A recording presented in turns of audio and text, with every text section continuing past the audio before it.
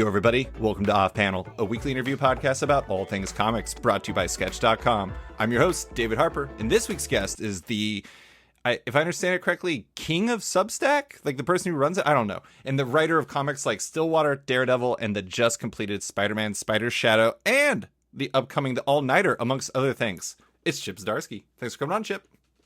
Thank you, but as of a couple hours ago, the king of Substack is Donny Cates and Ryan Stegman. Do they share that? Can you be co-kings? Doesn't that ruin like the rules of monarchies? Donny will publicly say yes, but privately he'll say no, that he's the king. I like it. Well, yeah. We'll see who's next in terms of the monarchy of Substack. But okay, yeah, we're gonna get into other stuff. But obviously, that intro is like the longest intro I've ever done. You're pretty busy these days. But I wanted to start with the Substack of it all. So before we get into it, I have to imagine there's listeners that don't actually know what I'm talking about when I say Substack. Yeah. Substack is an email newsletter company, effectively, and last week they announced that they had signed a whole bunch of comic creators, well, last week when we're recording this, a whole bunch of comic creators to Substack Pro deals to create comics and other content on the platform. The gist is you guys get, I assume, just big bags of cash, and then you get to do whatever you want, and then you own all the stuff that you make, so it's great. Chip was one of those people. So to start with, I want to ask the question that's on the mind of everyone who signed up for your Substack last Thursday. Where the hell is my personalized video I was supposed to get for signing up, man? Look, I'm working on them. A lot of people signed up. So when I was putting together the package, like of what I wanted to do, Substack was like, "Are you sure you want to do the videos?" That's like, that's a lot of work. I'm like, no, I'm going to dedicate a weekend to it. Yeah. So I apologize you haven't received your video yet, but there's just simply only so many hours in the day. You did that for when Daredevil was launching too. You did like custom videos for shops, right? Yeah, I ended up doing like 52, 53 of them for shops and tried to make each one distinct and different and equally stupid. Yeah, I mean, like, it's funny because like actually doing the videos doesn't take that much time. So I'm happy to do stuff like that. The only problem is like after you do the videos, like, okay, now I got to open each video, trim it, find the email address, start, set up the email, get it in there, send it off. Like it's also extra steps that actually add too much time to the process. That's why the real secret of Substack is it's just going to drastically increase the amount of assistants that are working in comics, like personal assistants who like manage all this stuff. Yeah. A lot of Substack creators are like exchanging emails, just like, do you have anyone that can do this or that or this or that, can fulfill things, can design, because writers we're dumb. We jump into things without thinking it through. Well, I was going to ask whether it was like, I don't know if nerve-wracking is the right word when you're coming up with a list of things you plan on doing for Substack, or at least announcing the things you're going to do, because now you're kind of like set on not just making comics, but planning on videos, variants, chats, signings, sketches, personalized videos for people who signed up for the annual plan. I mean, that's a lot. That's on top of comics. Yeah, I mean, and there's a bit of a funny thing with the way they're kind of being rolled out, where there's definitely going to be a game of one-upmanship. Like looking at Donny and Ryan's today, they're like, we're gonna do 15 variants and all this. Like they've got so much stuff that they're doing, and I'm just like, oh, at the top level you get like 2 variants, and I'll talk to you once in a while.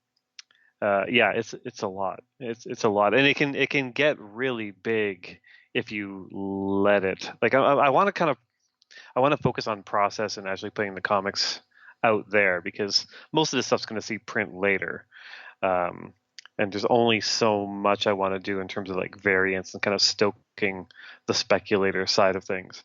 But it pulls in numbers, and it's funny. It's one of those things where, the Substack deal is excellent. It's an amazing deal, and there's money up front, and the way it works is like basically most of the money that we generate over the first year goes to Substack. So we're kind of like feeling guilty, I think, a lot of us. We're just like, we're making money to just give back to them to pay off the amount that they gave us. Mm-hmm. Even though like contractually, I don't think any of us are obligated to do that. But you want to make these worthwhile for the reader, for the subscriber, and for Substack in some way. Well, and I do think the interesting thing about crowdfunding, I mean, I'm not saying this doesn't happen like when you're writing Daredevil or like, Spider-Man Spider Shadow or something like that.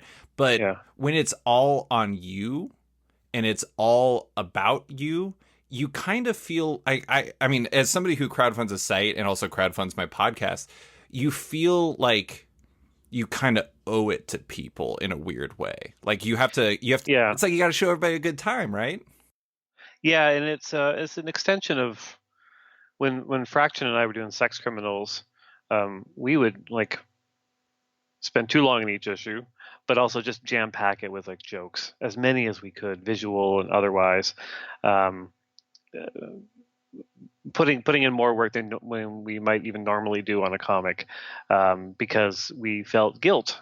You feel guilt someone's paying either $3.99 or $4.99 a month for this comic, and so you want to make it as good as possible and as worth their time as possible. So I think a lot of comic creators kind of share that, which usually means they end up being successful in the business. Mm-hmm. So I think you're going to see a lot of amazing content over the next year Oh yeah. from a lot of these creators, because they're all just like, okay, well, like people are actually paying for it now. It's not like being on Twitter or Facebook or Instagram where you're just like, nah, if I don't post today, whatever. Like you've got to, like, if someone was paying for my tweets, then I'd probably be better at tweeting, you know? I do think it's interesting what you said about the one-upsmanship, though, because I think, okay, so for like Donnie and Ryan, I think like, 15 variants makes sense for them. If you did 15 Yeah, variants, I don't think that makes sense for you. And it's like you have yeah, to kind of, it's almost like, I mean, you're personalizing your rewards and your benefits and stuff based off of who you are and kind of how you view your own audience. And if like your the whole thing was you rolled out 15 variants and you didn't have like the videos or chats and goofy yeah. stuff, I don't know if that would have made as much sense. No, it would totally change kind of the type of reader I have, I think, if you can call it reader, at that point. Um, yeah, yeah. I mean, like, I very consciously, like, I actually I hired someone to do basically a video a month. Um, we're going to do a bunch of like kind of fun, goofy things that are just kind of value added, and but I'm not going to make the videos NFTs for people to sell off later. Like that's it. That's where I draw the line. Yeah, yeah. Okay, so I want to go back to the beginning with this. We talked last November controversially because I have the one rule on my podcast, which is one time per year, and you're breaking the rule. I know. I'm sorry. It's okay. You can skip a year if you want. That's okay. Yeah, exactly. We got to average out a year, but Yeah. when we last talked in November, I had the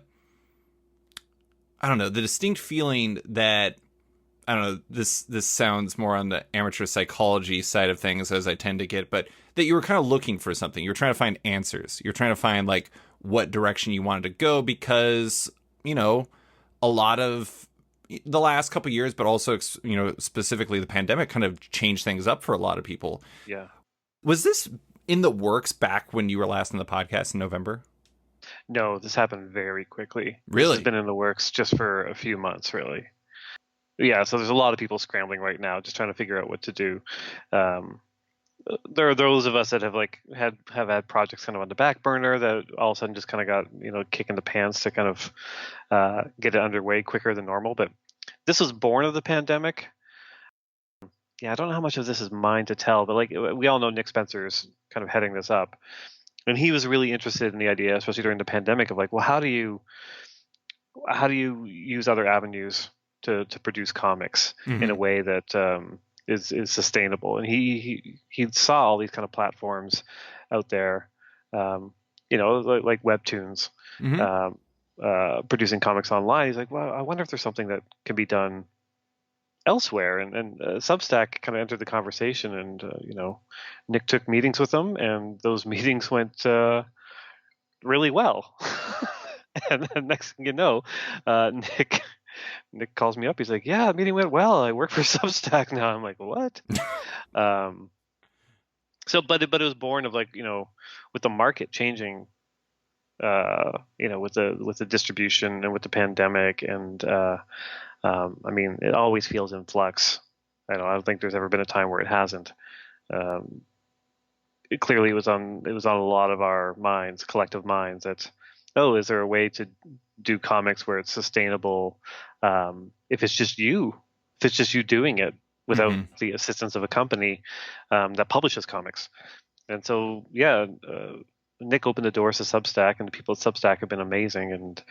Um, and yeah, so far, like, have signed up just unbelievable comic creators to do this. Yeah. I mean, it strikes me as a guarantee in an industry or a field that is often lacking in them, especially during a Yeah, time where it's lacking.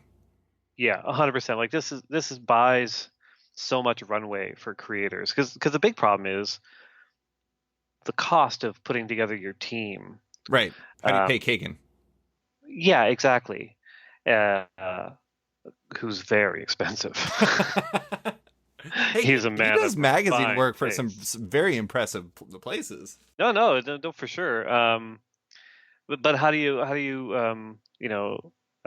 you're a writer, how do you pay for your artist, for a letterer, for colorist, editor, production? How do you float that? And in the past, the options have always been like, well, you can do it at Image.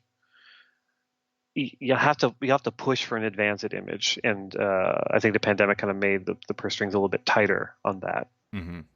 Um, uh, and even still, it's like, well, we'll float you for a couple of issues, and then you can kind of, if you can stand on your own, great. Hmm. Um, then there's places like Boom who are going to take your rights. Right. Skybound, kind of same deal. We don't talk about Skybound in those terms that often because it's Kirkman's company, and so there's the assumption it's creator owned, but it's not. Like Stillwater, Hmm. he owns it. Skybound owns it, and then all the other companies kind of have similar things. So it's tricky. It's tricky, the idea of like having the kind of the cash up front to make sure people are not just getting by, but making a decent wage to make the books. Yeah. Uh, yeah, because it takes a long time. Like I've been a comic artist for a while as well, and it's hard to produce a comic without something backing you financially. Like I was lucky on Sex Criminals because the first year I was working on it, I was still working at the newspaper. Hmm. So bad for my health, having basically two full-time jobs, but it's what we had to do in order to make that work. Hmm. So yeah, so Substack is going to buy everyone all this runway, which is amazing. I mean, it is interesting because it's like I remember I talked to somebody about it a few weeks ago, and they basically were like, kind of like, how do you say no to the idea of getting everything you need to make the comic you want to make and you still own all the rights? Like Yeah. those two sides are normally like a Venn diagram where they never touch. Yeah. And like this is a situation where you get both. So I mean, you said it came together pretty quickly. I don't know if you can say this, but when were you approached about it? Um, God, when was it? The pandemic, everything kind of blurs together. I know. Um, like it's weird because I was talking to Nick about it um, early on, which is still just like, I don't know, 5 months ago, maybe Hmm. 4 months ago. But my conversations with him were kind of more about um, how would this work? What is required? Who would be good for it? And I was kind of devil's advocate, like kind of poking holes in it a bit. Like I kept myself pretty removed during all those calls, and and he likes to say that I'm my whole thing in life is to say no to things, constantly say no to things, and then come around. So that's essentially what happened. Like, but because the one thing that was kind of in my way with it was, well, I don't want to be online. Yeah. Like that's just my general state of mind these days. I just don't want to be online. But the more we kind of cracked it, the more I realized, oh, this is the kind of online I want to be. I want the walled garden. Hmm. Like I don't want the madness of Twitter, Facebook, and Instagram. Mostly Twitter and Facebook, Right. because it's wrecking my brain and it's wrecking the brains of everyone I know. Um, and when you try to have conversations with people in real life about the things you're angry about on Twitter or Facebook, they're just like, "What? Yeah. what are you on about? And you're like, oh yeah, I gotta step back for a second here. I also find that sometimes when I start talking about things on Twitter, I realize that anybody I talk to that's not on Twitter looks at me like I'm an insane person. Yeah, yeah. And there was a thing like, it was a couple of weeks ago with the Rick Remender stuff Hmm. with the scumbag. Like, standing back and watching that, I was just like, wow, like this has just gone off the rails based on like a couple of tweets, and everyone's extrapolating wildly from this, Hmm. wildly in a way that is extremely damaging to everyone involved, Right. whether they know it or not. They're part of this collective that's, really going to harm Rick Remender's career and even LaRosa's career, Right. by taking part in this. And then, Kieran goes and he writes an amazing kind of a newsletter, kind of dissecting it from kind of more of an insider's perspective and how it works, how the business works, Hmm. and what got traction. Did Kieran's newsletter get traction? No, no. I saw like a couple of people mention that, Hmm. but the shitstorm that kind of exploded around a couple of tweets, and everyone just being like, "Oh, fuck Rick Remender," and like people with like where their Twitter bios had like comic book reporter in their bio, and they're just like, "I'm never buying a comic by Rick Remender again." While all of Remender's other co-creators are like, "He's amazing. Like he treats us so well. Like this is a situation that like nobody really has the inside info on." So like watching scenarios like that just made me realize, oh yeah, no, I need I need the walled garden of it. Like not to like harken back to live journal days, but just like a spot. Here's my page. Yeah. If you want to post here, great. If you're weird or racist or whatever, you're gone. Like you're just gone. Like I don't have to wait for a company to say you don't belong here. Like I can kick you off of my page. I do think that's one of the interesting things. I think James Tynan put it like this, but he said in his contract, he was like the place where he signed put him as publisher or something like Yeah. that. And I thought that was really interesting. But okay, so you said you're poking holes in it. I was going to go to this later, but I might as well go now because, I think that the initial reaction to the news before it was officially announced and after it was initially announced was to poke holes in it. Yeah. Of Because course. Substack is, to put it lightly, a pretty polarizing company online. Yeah. And even beyond that, it's even for you personally, like this is a substantial change to your career, and as we discussed, quite a bit more work. Really, when you were poking holes in it, I mean, I guess like getting down to it, did all of that add up to this being a pretty difficult decision ultimately? Um, Not as difficult as you'd think because I made the decision when I had the newsletter originally. Mm-hmm. Like, I'm already on the platform Right. and I'm not paying for it and I'm using it and I'm highlighting it in a way where other people were signing up to do their newsletter. So I was already kind of part of it. Right. And when I stopped and compared it to the other platforms, I'm like, actually, I like this better. Like even from an ethical standpoint, I like it better. Like, James went into depth about the algorithm Mm-hmm. issues with the other sites, and my wife works in education, developing curriculums to help children notice and fight against misinformation online. Mm-hmm. And so I've spent the past few years while she's had that job just getting these horror stories of how many clicks it takes to go from, oh, I'm interested in like guns, that's fun, to like white nationalist videos based on algorithms on YouTube. Oh my god, YouTube is an absolute nightmare for a child. Yeah, I've seen like my nephew go on there and start with like a video about dinosaurs, and next thing you know, he's watching like a grown man like crush toys in a grinder or something like that. yeah, And that yeah. was actually fairly milquetoast, all things considered. Yeah, I know. And like I said, James said it probably more eloquently than I'll ever say it. But yeah, I mean the sites are designed to like keep you engaged, and the way to keep you engaged is to have like the wildest shit kind of rise to the top and be the main character for the day so everyone can yell at each other about it and cement themselves in their camps. And you get caught up in it. I get caught up in it. Everyone gets caught up in it. But it's also like these aren't free companies. Mm-hmm. Like they're not. They're making money and the horrible people that use them are making money.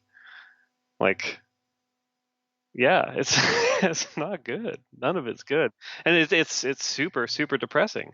And you participate in it because it's like, well, this is what we have. This is how we communicate, and how I learn about things is through Twitter and Facebook. And but it doesn't mean I have to engage with it on a level where I'm stoking it or getting into arguments or losing my mind over it. Yeah. Like even something as simple as like, God, I was included in a tag last week about the because I was in the Batman issue where Tim Drake was shown as bisexual, and like the replies that I was like caught up in were just like wildly homophobic, like dozens and dozens of them. I'm just like, how is this okay? Like, why do I have to sit here and go through and mute and block every single one of these people? But like, what a great day for Twitter, right, as a company. Engagement. With that level of engagement, it's just, it's too much. And like, Substack has transparency issues, but my conversations with them, they've definitely talked about like changing things as they go forward. Letting me know that like, yes, we have paid people to write here. We're paying you to write here as well.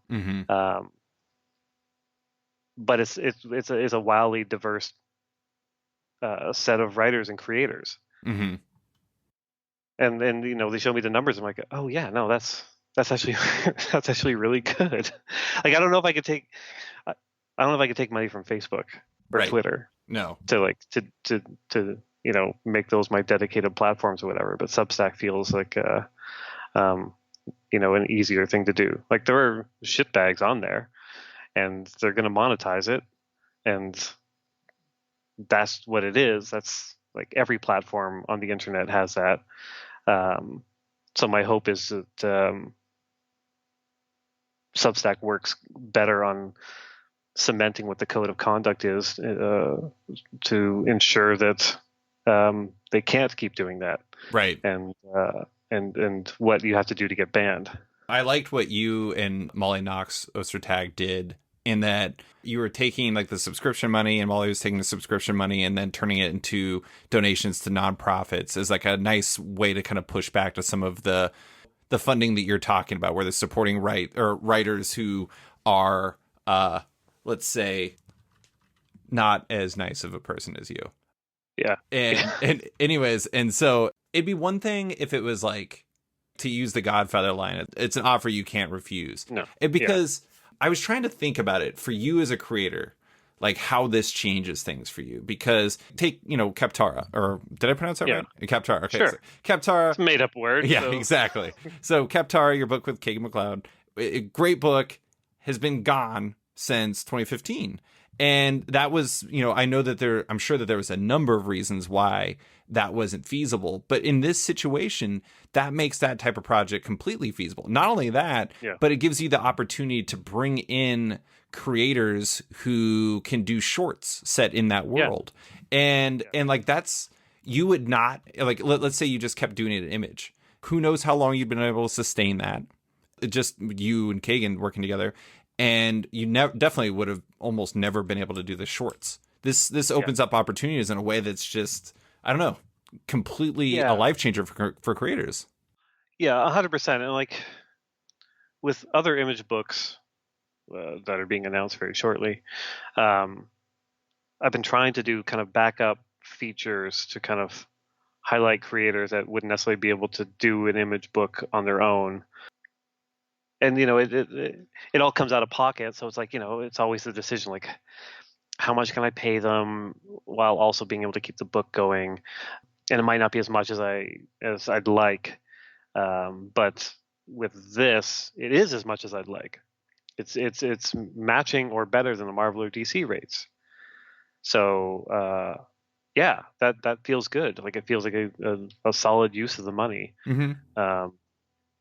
I want to be able to do more of that, and my accountant does not want me to because It gets very complicated when I start paying non-Canadians to do things, it turns out. Yo, everybody. I want to take a quick second to talk about Macroverse. Macroverse is a next-gen mobile comics app, with its tap story format making comics feel totally native on mobile devices, which you can experience over 45 series and 400 episodes, with more launching all the time. It's a perfect time to try it out, too. Many of the most popular titles like Hex 11, Dead Town, Glitch, and more are free for a limited time only, so download the app for iOS or Android and binge away. Oh, and keep an eye out on macroverse.com for some major updates on new creators, new series, and new features that bring real collectability to digital comics in a new way. Massive things are coming. If you love making, reading, and or collecting comics, you won't want to miss what Macroverse is launching this summer. And now, back to the show. I know the reaction is just like, to a certain degree, was, you know, oh, this is only benefiting writers, or this is only benefiting certain people. But at the same time, it's just like, I do think it's interesting that, near as I can tell, every creator that's announced something is, I mean, like, look at what Jonathan Hickman is doing. Not to tout your guy Jonathan, but I mean, he's like, I mean, Three Worlds, Three Moon has like, I don't know, a small town working on it. It's a lot of people. I mean, it's got, just for writing, Jonathan, Al Ewing, Rom V, and Teeny Howard, and then you have Mike Huddleston, and then you have Mike Del Mundo, and then you also have Sasha E. Head working on it. That is a massive crew. And like, if they were doing that as a creator-owned book, standalone, nothing else, just like, let's say a straight image book, I don't know how you make that feasible. Yeah, I mean, you make it feasible by doing a bunch of Marvel and DC work in order to float your mortgage and get your groceries while you pay the artists.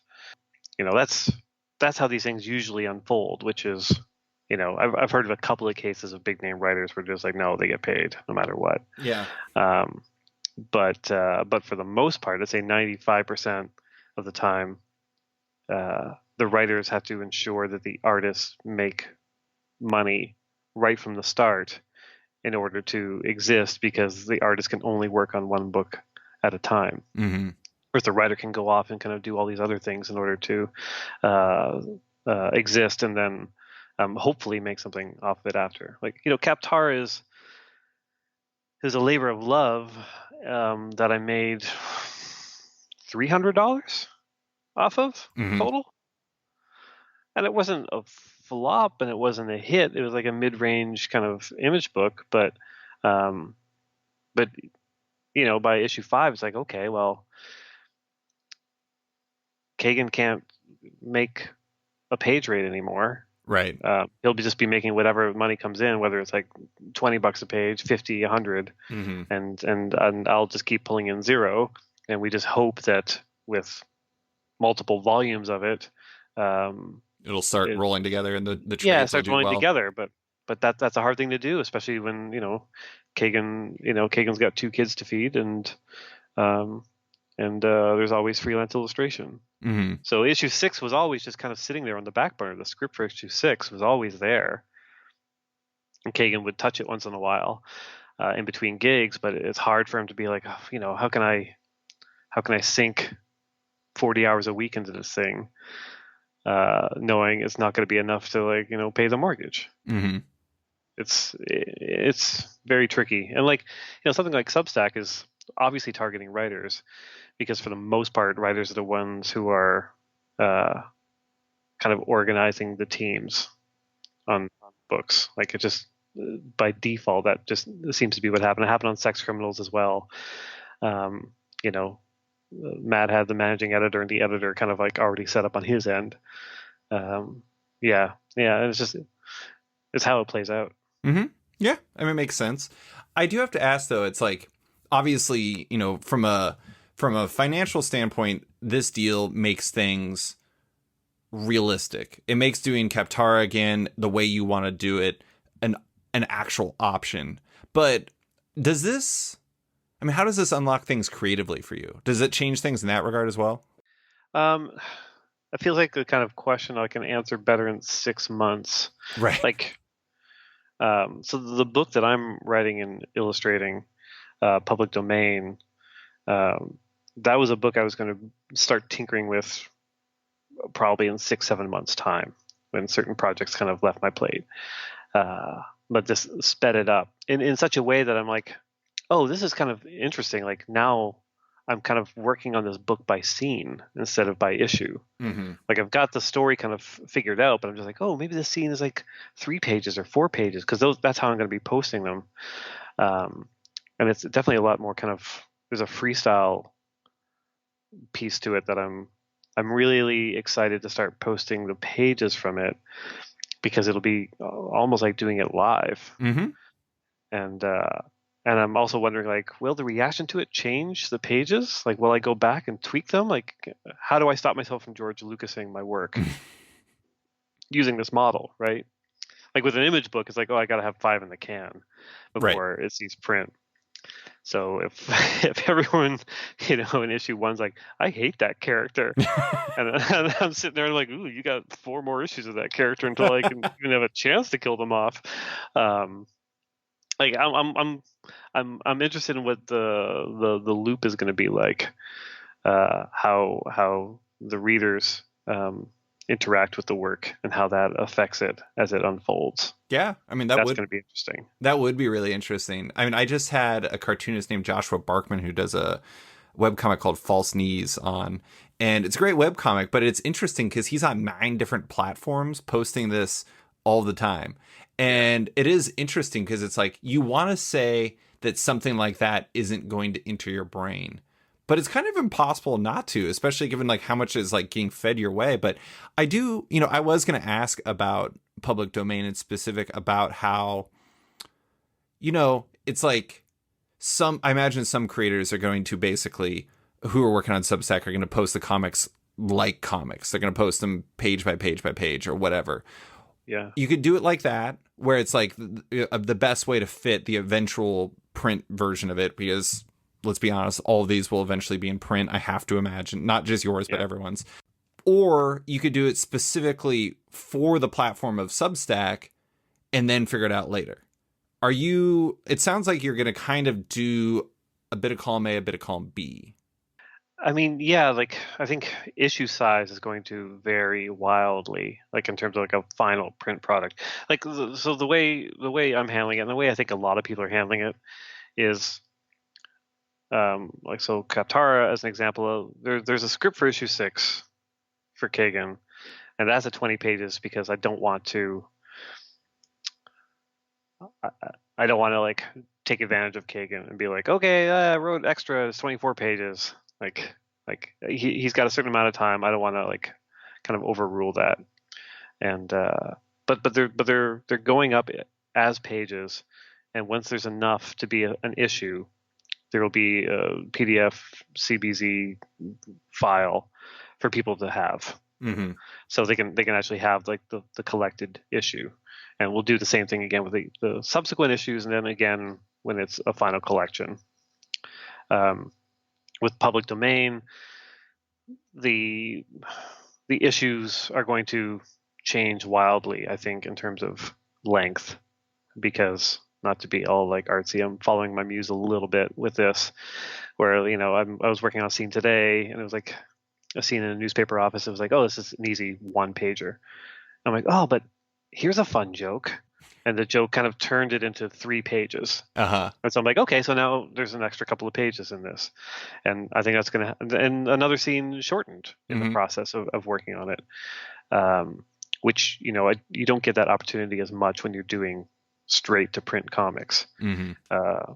So, I'll add up the pages when I'm done an issue, and I'll be like, okay, this is a 28 pager. Right. And, I'm still, when it hits print, the price is going to be the price. I'm not going to go, Black Monday Murders crazy or anything.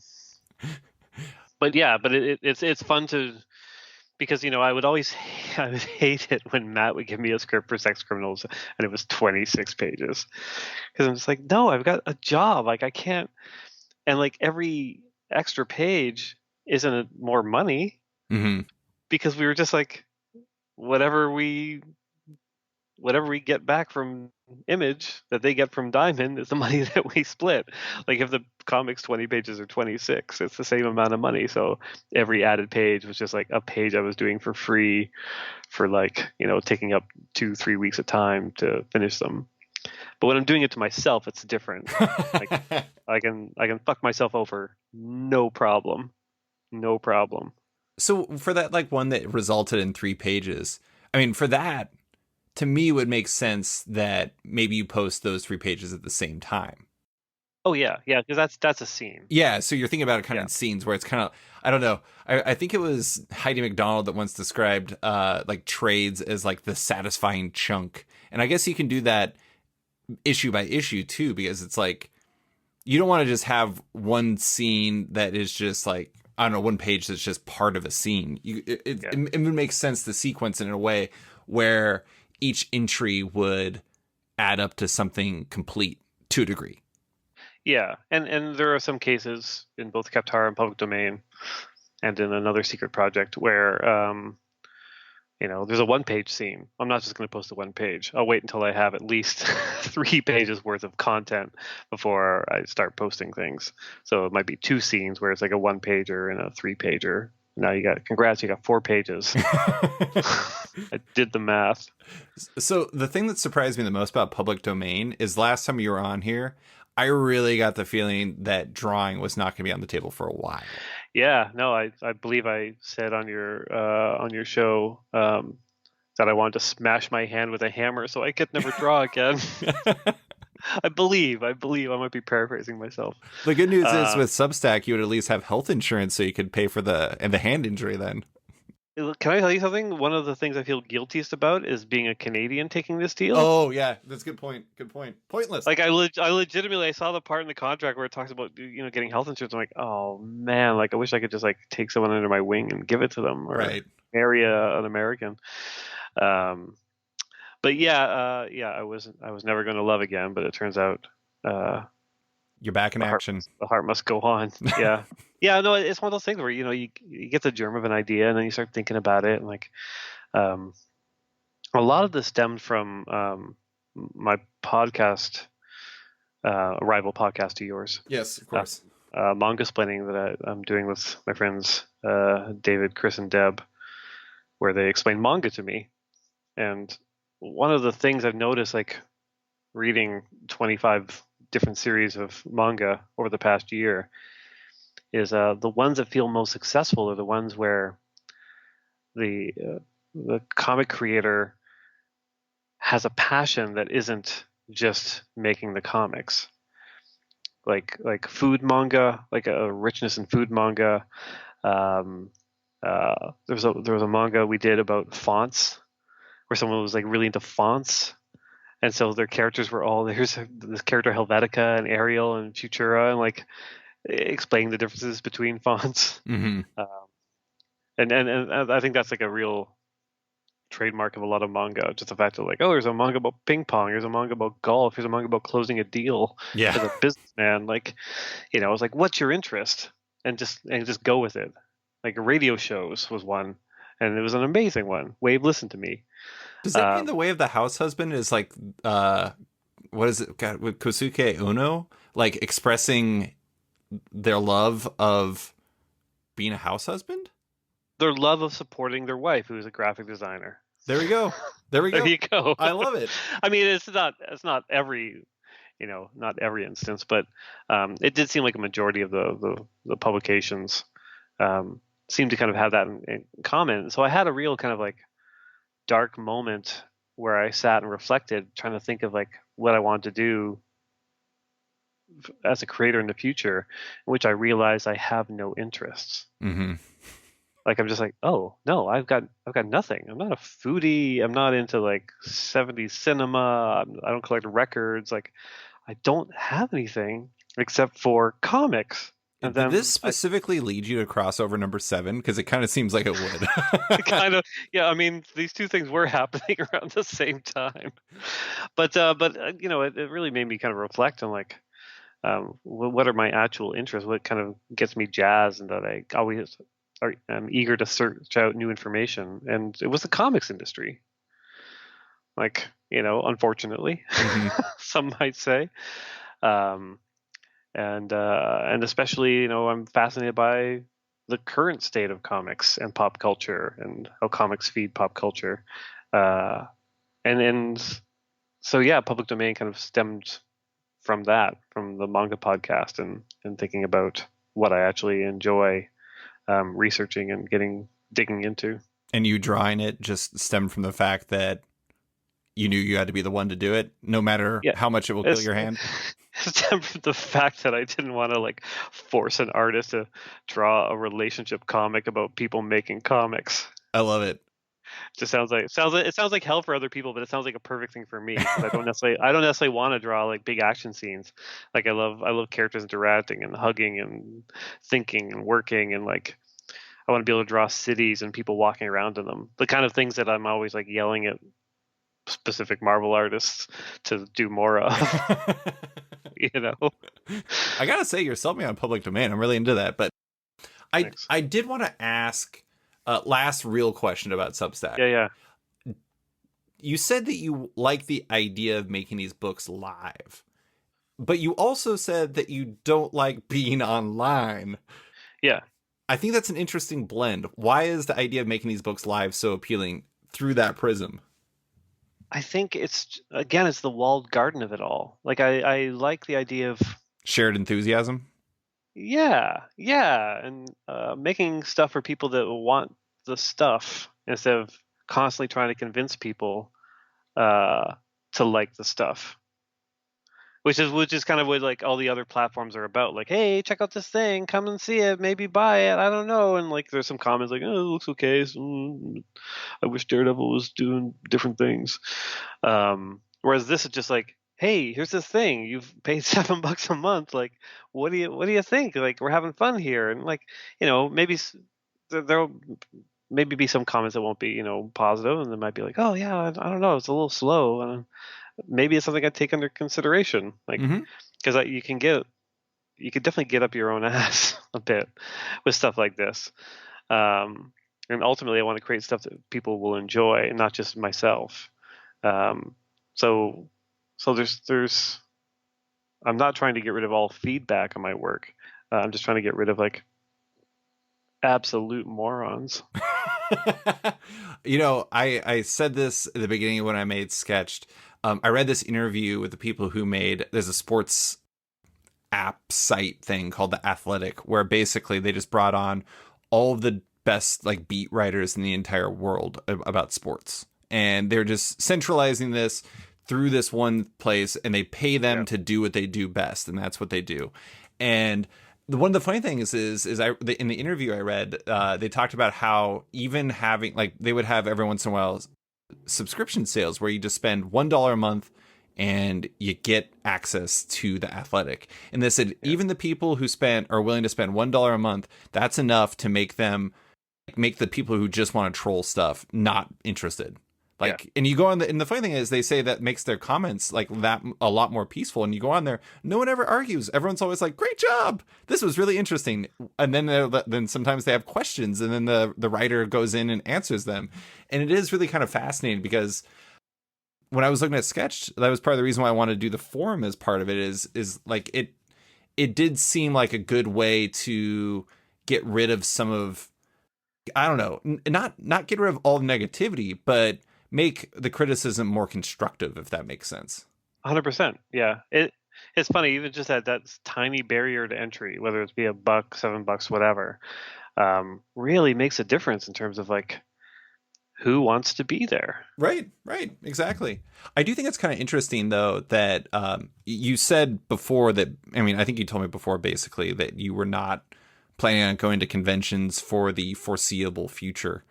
And I do think it's interesting because in some ways, what you're doing with this kind of seems like all the best parts of conventions, but done through your platform, where it's like all the enthusiasm and getting sketches and having the face-to-face time, whether it's on Zoom or whatever, or getting personalized videos at some point in the future.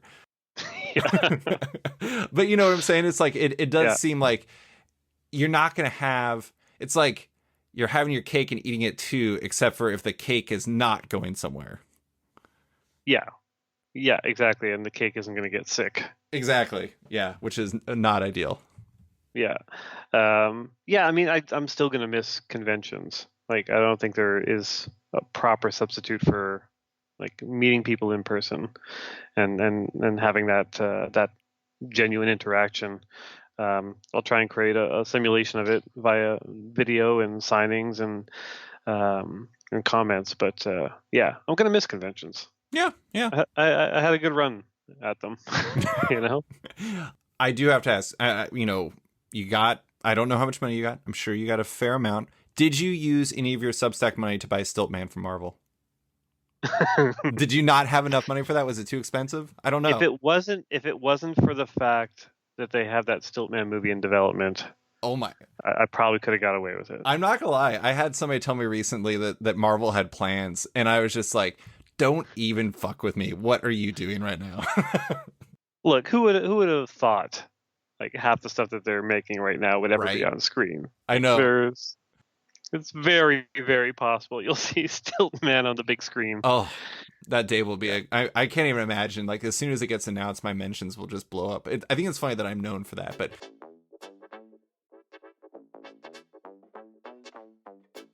and now a message from Bad Idea. Bad Idea is over, but they're still advertising, so I don't know what's going on. I guess it's another bad idea from Bad Idea. And now, back to the show. We're going to do a relative lightning round on some of your other stuff. Some of your not, I mean, because you have a very, very busy dance card outside of that. Oh, actually, let's talk about that really quick. You said in an interview that you're going to still have ongoings and minis at Marvel, DC. You have a new ongoing at Image. You have the All-Nighter, which we'll talk about from Comixology. You have TV stuff. You said it's a lot. It is a lot. How do you balance all that? Ooh, great question. Is it just sequencing? Yeah, I mean, right now it's like you put out the fire that burns brightest. Um, it's a lot of working late into the night, working the weekends. I'm pretty diligent at like being at my desk by like 7 or 8 in the morning and just starting work. Um, but yeah, right now, I mean, there's 13 active projects, and they're starting to kind of like sync up a bit too much Yeah. for my liking. Some of them were easy to kind of like get off the plate, like the Justice League digital book. I was able to finish that and get that off the plate, and Spider Shadow, same. But a lot of these are either in their infancy or are ongoing series, so it's like, oh, okay, it's all piling up right now. I pride myself in not leaving an artist hanging on scripts, so yeah, I'm gonna try and make sure that continues into the future. Is that why you canceled Daredevil? That's why I canceled Daredevil. I told Marvel to put out a press release immediately Yes. stating this. God. Man, you have so much power. It's incredible. Why would you leave Yeah. that? I mean, it's unbelievable. It's so painful. Like, there's definitely a lot of like push and pull with Marvel in terms of like sales strategies. Um, I won the battle with Elektra's Daredevil. You're I not promoting it ahead of time, not announcing it? yeah, making it an actual like secret, because they had a lot of ideas of like just like, oh, just we'll pose the question, who's the new Daredevil, or we'll to have a silhouette. And I'm just like, no. If you pose the question, who's the new Daredevil, everyone's gonna have their idea. You're gonna be like, well, it's Stiltman. Yeah. And then when yeah. it's not Stiltman, you're just gonna be furious. Yeah. Like, don't give the I am reader furious right now. opportunity. Yeah, don't give the reader an opportunity to think of what the story should be, because they'll be very disappointed when it turns out to not be that. But if you just surprise them with it, they'll be like, wow, that's cool. I never considered this. So anyways, all that to say, I lost this battle. And now there's an announcement saying issue 36 is the last issue of Daredevil, even though I'm still writing Daredevil. So I don't know.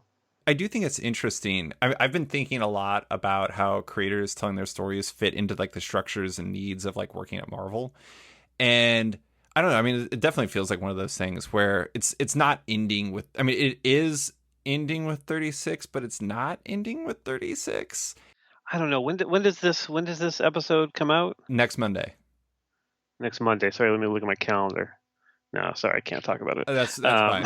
Well, but I mean, it's like by having this hard stop, it like in theory gives readers another jumping on point and a clean delineation for this next phase of the story. Yeah. It seems like that's what's happening here, and I also do think it's kind of interesting coming on like the heels of that free comic book story you did with Greg Smallwood, which Yep. I would say my big takeaway beyond Greg being amazing was that it feels like I don't know, it feels like we're kind of entering a heavier Wilson Fisk phase.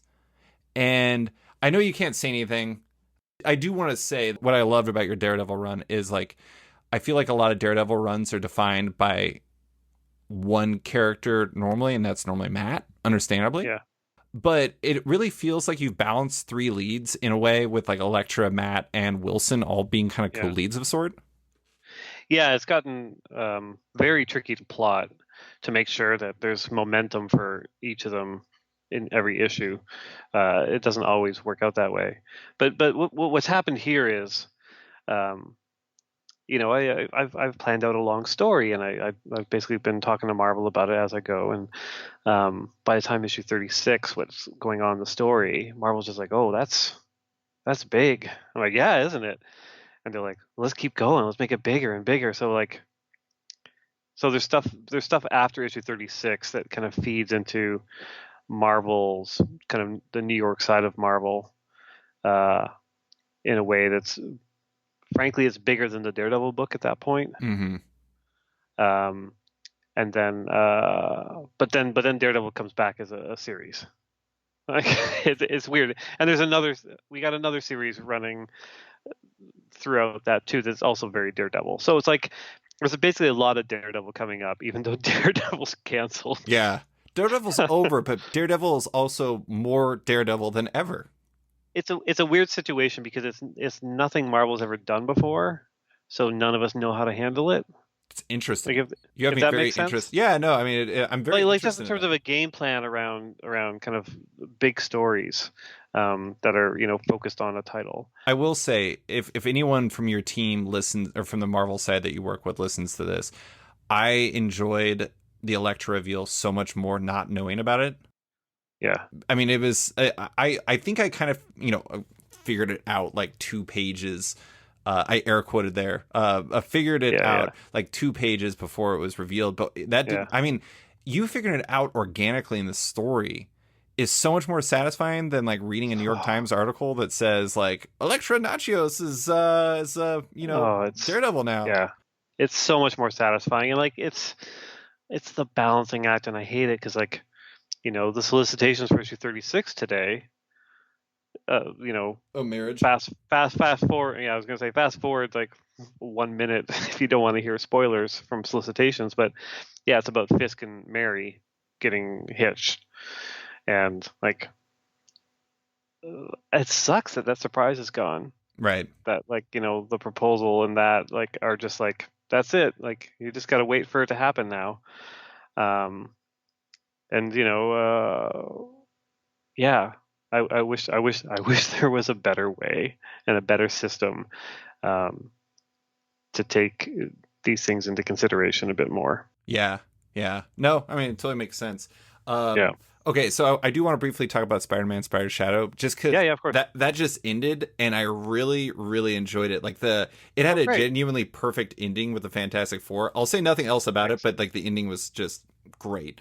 But Thanks, okay, I say I want to talk about that book, but I really want to talk about the larger umbrella it fits under, because I mean, shocking no one. I don't know why. Like I feel like me liking What If more than everybody else also fits me liking Stiltman more than everybody else. But yeah. It is a what if story, but it's not super late. It's not like what if Spider-Man continued to wear the symbiote suit. It's Spider-Man Spider Shadow with a what if logo that you designed on the back. Yeah. From what I understand, your story was only, I mean, this was supposed to be only the beginning for like this more, new what if world, and that you'd been working on it for a while. Was what if reboot, I guess you will, was that kind of your baby?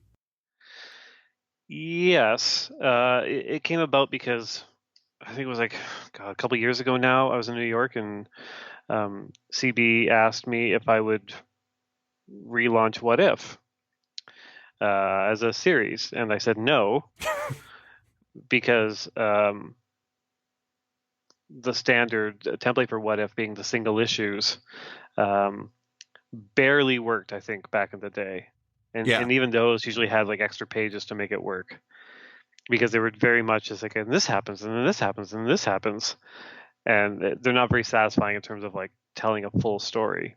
You just remember because, oh, it's cool, like Hulk lifted Thor's hammer or whatever, Mm-hmm. like ta-da. Yeah. And I also told him like the titles don't work, because you can't have a proper collection on the shelf.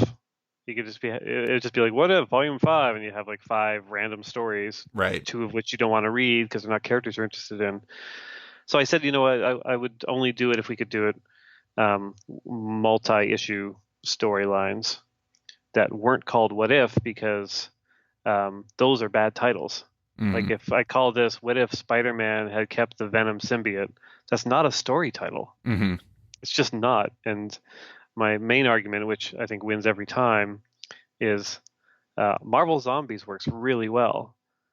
If it was called What If the Marvel Universe Became Zombies, suddenly that book doesn't look that good on the shelf, right? No. Like it's a lot harder to put that in someone's hands. Go, here you go. But if it just says Marvel Zombies and it's like a zombie Captain America on the front, you're like, oh yeah, I'll buy that. Yeah. So CB and all the other editors were like, yeah, no, that makes a lot of sense. And so yeah, so I basically I worked on this, launched it. I designed the logo for them. You know, it's very much like kind of an Elseworlds riff, like having the logo in the corner, just to indicate that yeah, this is a What If story. And yeah, the editor in charge of it is Will Moss, and I've seen the pitches from other writers and artists for other What If stories, and they're great. I don't know how far along they are. Like I think they wanted me to like do the first 2 or 3. I was like, well, I don't want it to be Chip Zdarsky's What If. Like this isn't my line. Like I'm starting it, but I want others to do stories as well, and maybe I'll come back and do some of these other ideas. But yeah, I think pandemic, when it halted production, I think the What If stuff kind of got slowed down a bit. So I think they're kind of ramping it up, which is why you don't see a solicitation for another What If book. Right. Just right. yet. Which is unfortunate since there is a show out right now called What If. What are you gonna do? I do think it's funny though. Like that Marvel Zombies analogy actually really works when you think about like, I mean, just think about there was a What If where What If Jane Foster became Thor, and I think Jason Aaron and Russell Dodderman did a pretty good job with that in the long run. And it's like that stretched out worked really well. That is something. Like when I was kind of going back and researching all the old What Ifs, I'm just like, well, a lot of these would just be like storylines now. Yeah. Like things that just seem so wild are actually like, oh, like you eventually kind of get around to telling those stories in the regular Marvel Universe continuity. Yeah. I mean, one of my favorite What Ifs was Robert Kirkman and Michael Oeming. It was What If Thor Became the Herald of Galactus. Great story.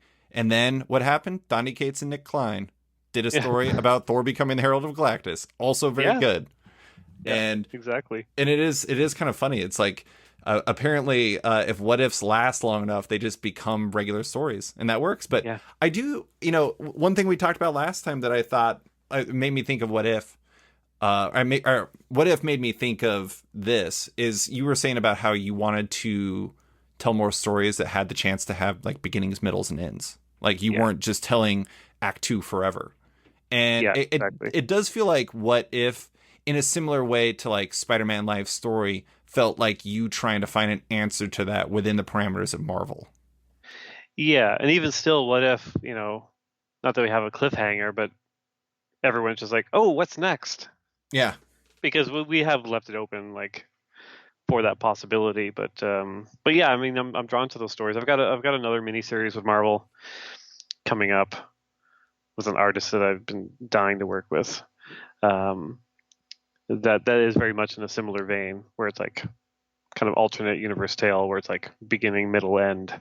And that's, it's super satisfying. Like I love working on Daredevil, but I also recognize at some point I'm going to leave the title, and the title is just going to be like, and Daredevil continues on. Right. You know?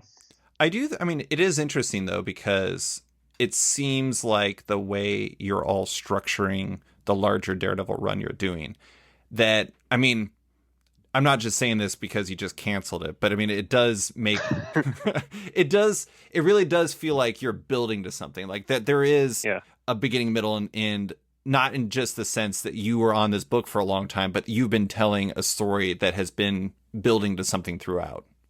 Yeah. Yeah. I mean, yeah, I'm glad that comes across, because that's what we're attempting. Yeah.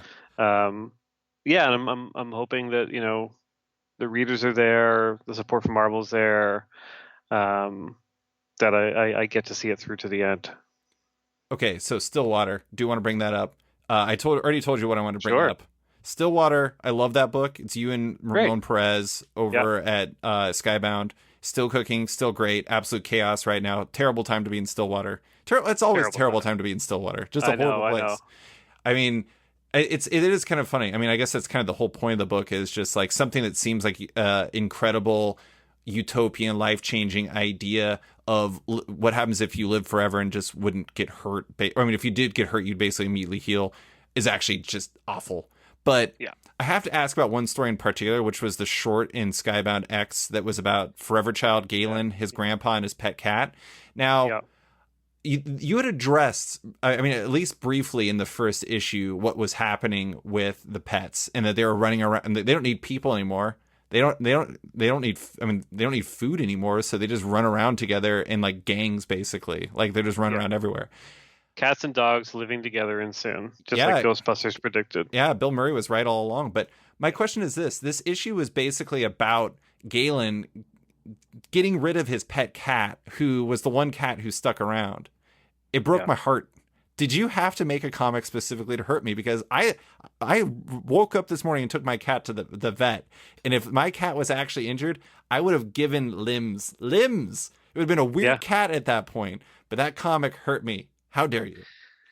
Yeah, I mean, look, it hurt me too. It's one of those ones where they needed the short story, and they're like, "Oh, is there what elements of Stillwater that aren't going to be through the main series that you want to address here?" And it was like, it was the animals. I wanted to talk about the animals, and a couple of years ago, my wife and I, had to put down our 19-year-old cat. Mm-hmm. And he'd been like, obviously getting old, but even still, the sequence of events was relatively quick to have that happen, and it's just incredibly hard. It's like one of the hardest things you'll do, and I kept thinking about that in terms of Stillwater, just like when somebody or something knows their time is done. Mm-hmm. And like really out of everyone in that town, there are two characters who figured it out. And it's the grandma in the flashback and the cat.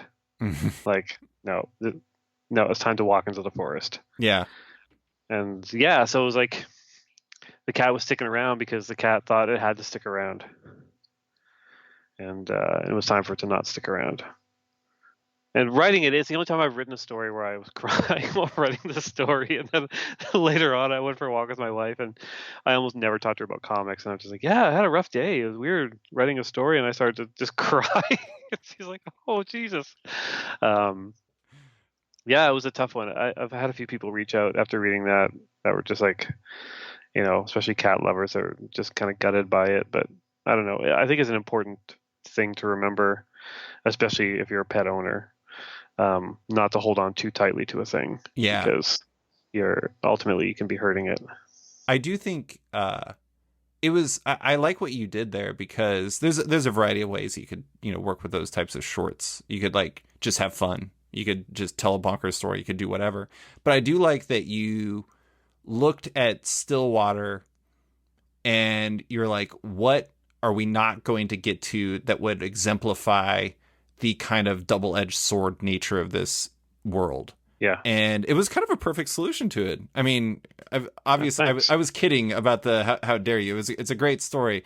I didn't really how dare you because it made me sad. But I mean, it was an exemplary solution to that unusual storytelling problem.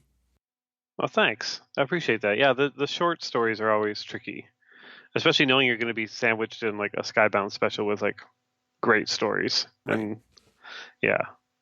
So I'm happy it worked.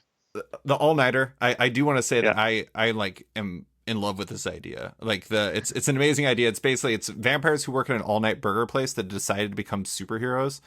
I like that you and Jason are just kind of forming this. You do, I don't know, it's because you announced the Star Wars Adventures or Star Wars Yeah. Star Wars Adventures book. Adventures. Yep. Yeah, I mean, I like that you two are just kind of, I don't know. It just seems like you're a creative team that is going to keep doing stuff forever. And as long as it's about like all night burger places and vampires, I am like all about that idea.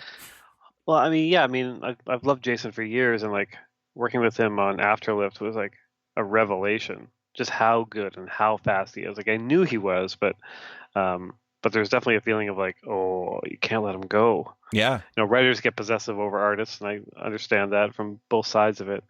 Um, but he's just so eager and talented and fast that uh, yeah, to just do another comicsology book with him just made a ton of sense. Oh yeah, absolutely. Yeah. I mean, and it was a great idea. And I also you're co-writing the Star Wars one with him, right?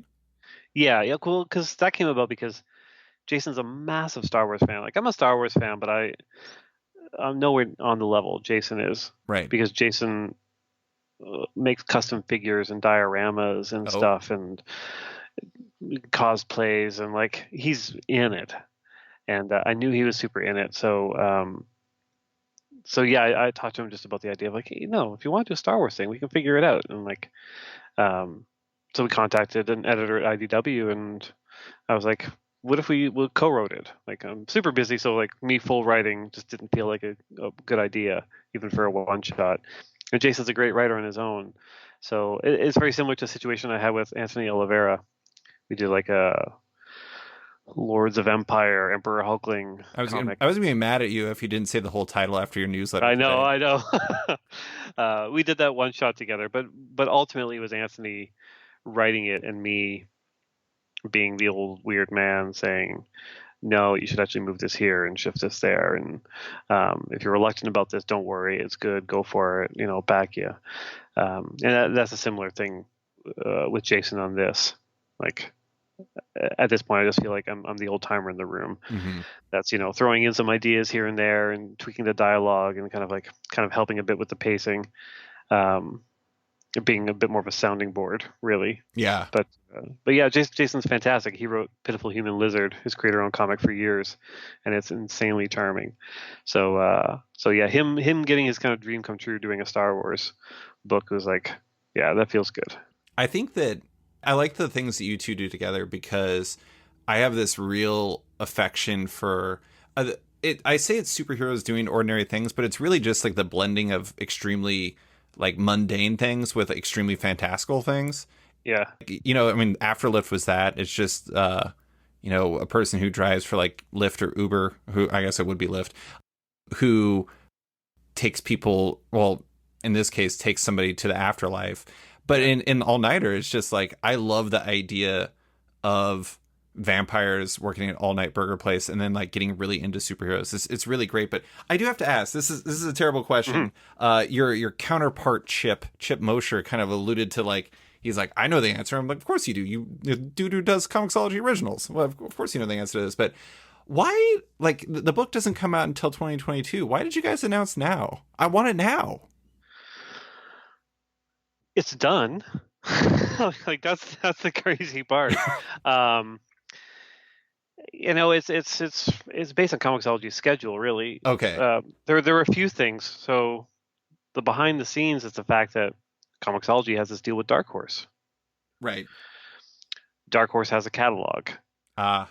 and so the collection is already slated to be in the February catalog, which meant that we needed to announce the series before it was in the catalog, or else the announcement just wouldn't make any sense. So we Oh. had to announce it, and also we just signed a deal with Amazon Studios for a TV show of it. So it was like everything was kind of coming together where they needed to do a press release just kind of mentioning all of it. And Right. they even wanted to tack on like, oh, and also we're doing a season 2 of it as well, but we just didn't get the contracts done in time Hmm. to do that. So So yeah, they needed to announce it before Dark Horse ended up announcing it by accident, essentially in the catalog. But because of that son of a bitch, Scott Snyder, God and his damn it. big ass comiXology deal, like that's their big PR push right now. And so in figuring out a release schedule, they wanted to release it closer to the trade to see how that affects numbers Hmm. with these kind of things. Because it's all an experiment. comiXology doesn't know. Like, do you release an issue a month, just like a normal comic? Do you do it once a week?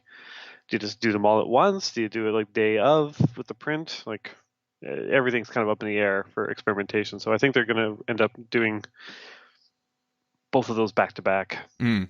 Okay, that makes a lot of sense. It super sucks because it's done. Like part of the joy of the fact that Jason's so fast is the fact that it's done. Like we've Right. got 5 issues in the can, and they're just there. They're just there. I do think it's funny that a lot of times, like, the answer to a question like that is always just a practicality. It's never like something like deep dark conspiracy. It's always just like because a catalog was coming out, and I'm like, of course the catalog was coming out. Yeah, I know. Yeah, that's usually what happens. Okay, so I want to close with this. You have I mentioned What If, I mentioned Life Story. You're doing stuff with comiXology Originals. You're doing the Substack thing. Even the story you wrote in crossover number 7, I think, fits to this to a degree.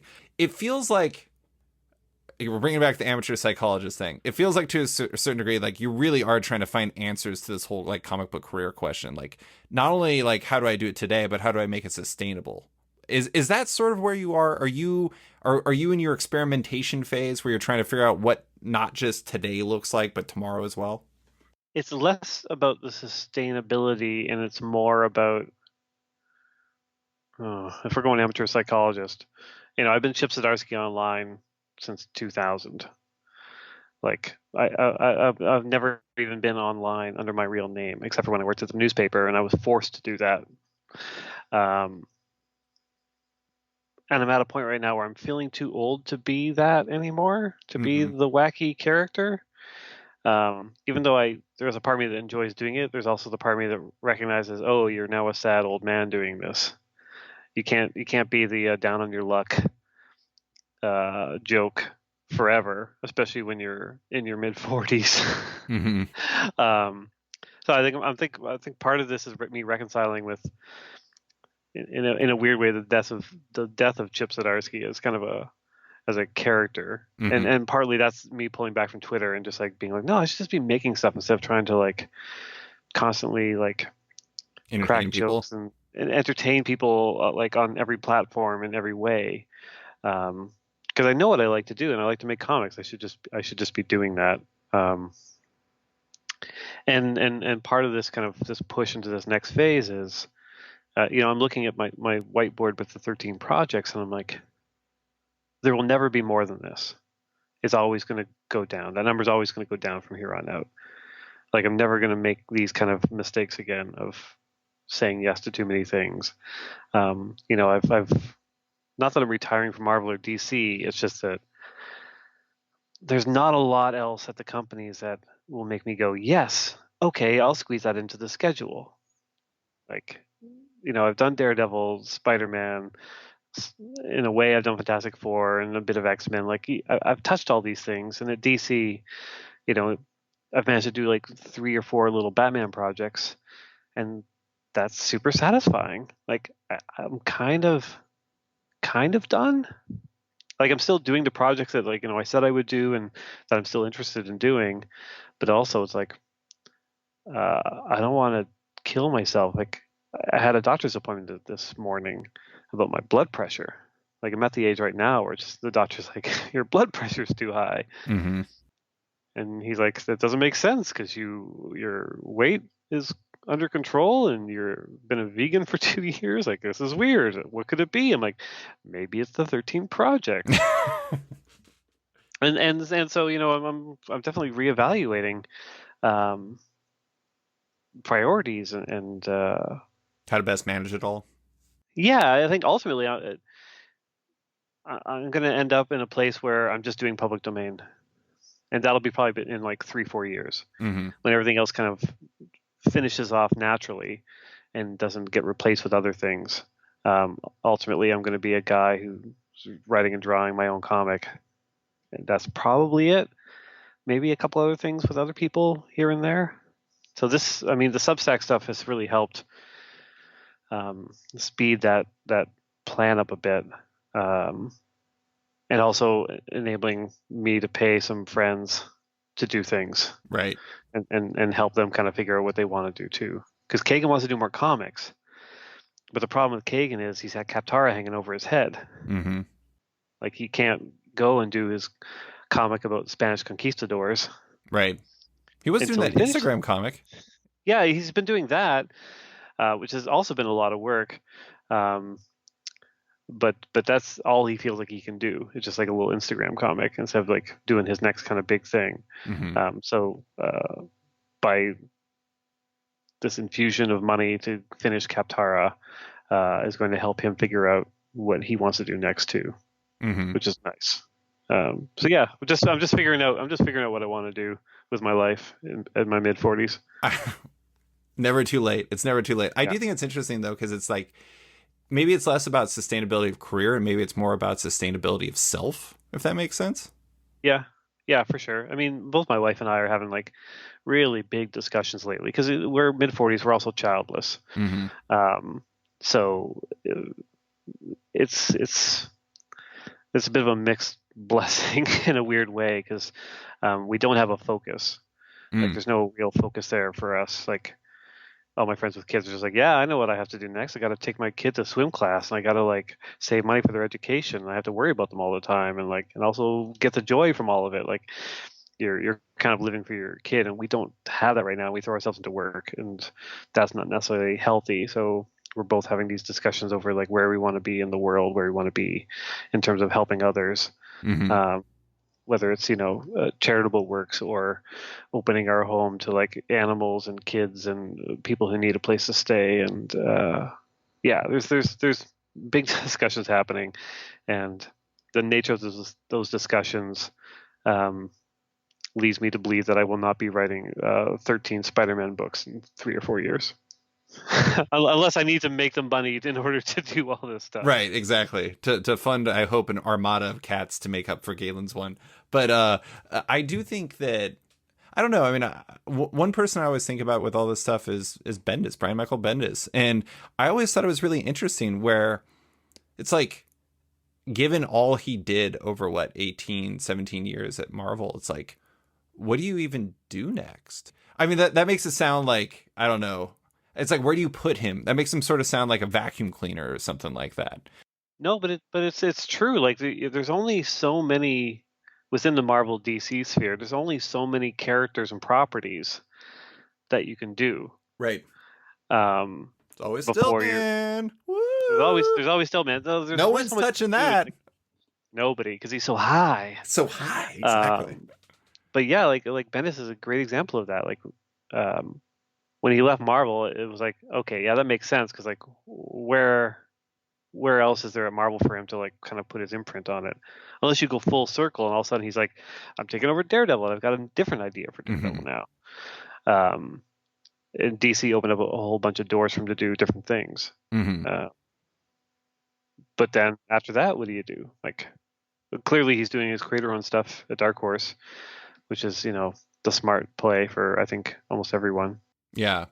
There's not, I mean, there was a lot of talk over the past week about Substack leading to like this big exodus from Marvel or DC. And I don't think that's what's going to happen. It might be a slow exodus. But there's always a slow exodus happening at these companies because they slowly bring in people as well to replace the people they're slowly leaving. Yeah. Like in a way, I replaced Fraction, which is weird. Yeah. Like that's just how the companies are. But nobody's like going like, all right, I got Substack money. Fuck these guys. I'm out of here. Like right. We're all still doing the projects we said we were going to do and projects that we're excited about. Like, and a lot of us are under contract. So like, that's a whole other thing too. I do think it is really interesting when like this all came and everyone's like, oh my God, like James Tynion's leaving Batman. And I'm just like, so many people have left Batman. It is unbelievable. Yeah. I mean, like no offense, James, they will find someone else. many people will be more than happy to write Batman. And it's like this is kind of the natural cycle of things. It's like whoever, like James leaves, somebody else gets a chance. It's like it's the circle of life in Marvel and DC Comics. James and a fake mustache over his regular mustache. Exactly. But yeah, like, I mean, James announcing leaving Batman as like a Substack post basically was like, I don't even think he intended to be like a brilliant marketing maneuver. I think he was just being legitimately just honest. Like, okay, here's the deal. I'm doing this because, well, frankly, I got to quit Batman to do this, and this is my life now. Mm-hmm. But it really screwed over the rest of us coming after, because everyone's just like, oh, well, you're quitting too, I guess. You're quitting Daredevil, or you're quitting this project or that project. I'm like, no, we're not. James is quitting Batman because he's a coward. Oh boy. I feel like we have to end there. That's a perfect place to end. Chip, that is all I have for you. Thank you so much for coming on to talk about how James Tynan's a coward, Substack, and everything else. I really appreciate you taking the time. No, my pleasure, David. Thanks for listening to this week's episode of Off Panel with cartoonist Chip Zdarsky. You can find his work in Stillwater, Daredevil, the upcoming New Burn in the All-Nighter, and on his Substack. Love Off Panel and want to support it? Subscribe to the podcast on Apple Podcasts today and give the show a rating or review while you're at it, but 5 stars only. You can also support the show by backing it on Patreon. Find the show at patreon.com/offpanel, and when you back it on there, you get early access to each week's podcast, as well as weekly content and more. Want even more? Subscribe to my subscription comic site Sketched at sketch.com for long-form articles, interviews, and the rest of the site's content, and its members-only forum. You can find Off Panel and Sketched on social media by liking on Facebook at /Sketched. That's SKTCHD. Follow on Twitter and Instagram at @SketchComic, or following me at @SliceFriedGold. Big thanks to all my existing patrons, including Raj Patel, Submed Industries, Jack Mulqueen, Kyle, Carl Kerschel, Robert Masella, Elza Chartier, Luke Nakashoji, Elliot Metz, Dr. Luke, Scott Hazelwood, Scott Buon, Michael Tunk, Canadian by Proxy, Johnny Cannon, Bradley Rader, Carl Troy, Megan Marsden, Brandon DePillis, Patrick Brower, Declan Shalvey, Dan Garino, Josh Williamson, Adam Freeman, Ben Wild, Brian Klein Q, SB, Nick Bennett, Daniel Whitfield, Susanna Polo, Reed Hinkley Barnes, Mario Tiambeg, AbductedTheComic.com, Andrew Carita, Matt Mahoney, Charlie Chu, Stephen Hall, Pensacola Pop Comics, Kim Eslin, Philip Myra, Christian Shelton, Kenny Porter, Chris Pacello, Torrin Grunbeck, Fuzzbubbles, Christopher Todd, Transmitter Down, Waltz Comics and Books, Carl Mizell, Danny Ollie, Paul Salates, Akil Wilson, Alex Dimitriopoulos, Terry Dodson, Liana Kingas, Wesley Giff, Sean Kirkham, Alistair Ross, Julio Anta, Brett A. Schmidt, Jason Goodmanson, Paul Reinwand, Vita Ayala, Tara Ferguson, Dave Slusher, WQ Comics, Akil Kokachi, Sean Pinello, Ken Heidelman, Philip Seavey, Al Ewing, Ryan Alcock, David Kelly, Robert Wilson IV, Nick Polito, Brendan Fletcher, Jonathan Nilsson, Matthew Groom, Jason Massey, Adam Bogert, Matthew Taylor, Nick Patera, Jacob Sorelli, Ford Gilmore, David Baraldi, Nick Hall, Bjorn Basin, John Hendricks, Steve Anderson, Ian Maxwell, Cliff Chang, Colin McMahon, Chris Palmer, Scott McGovern, Nathan Fairbairn, Kat McKenzie, Adam Highfield, Fiona Staples, Mark Abnett, Mike Murphy, Michael Shirley, Tom Barnett, Jim Demonakos, Norbert, Nick Lowe, James Kaplan, and Mission Comics and Art in San Francisco. You guys are all the best. A quick thanks to Upright T-Rex Music, who wrote and performed Odd Panel's theme song just for the show. Check out their music on Spotify because it's completely delightful. Thanks for listening, and tune in next week for another episode.